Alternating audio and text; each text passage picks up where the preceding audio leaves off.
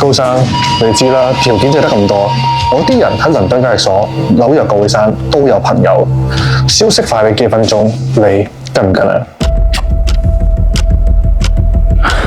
唔緊要啊，我俾多時間你慢慢諗。繼續俾壓力佢哋嘅網絡製造延遲，我要佢哋簽合同嗰時睇唔到我哋發咗消息。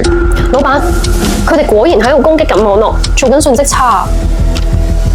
係時候攞出我哋真正嘅底牌啦，俾佢哋睇下咩叫真正嘅同步。高生，簽佢日之前，不如睇下呢個消息。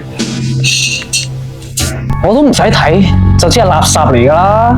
陳生，你以為塞住條高速公路就贏啊？我老闆從來只係行自己嗰條全球 VIP 直通航道㗎咋。你個消息係由倫敦經由海底光纖兜咗半個地球先過到嚟，而我個消息係直接飛落我台面。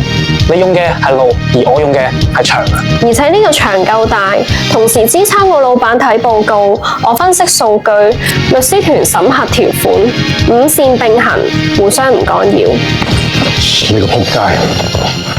老闆，啲裝備點搞啊？係咪定製加密㗎？返香港嘅時候落機，記得去爽 WiFi 櫃台還咗佢就得啦。日租計數，下次出差記得提早訂好啊！走啦！好啊！你嘅網絡就係你嘅底牌，爽 WiFi 勝局之選。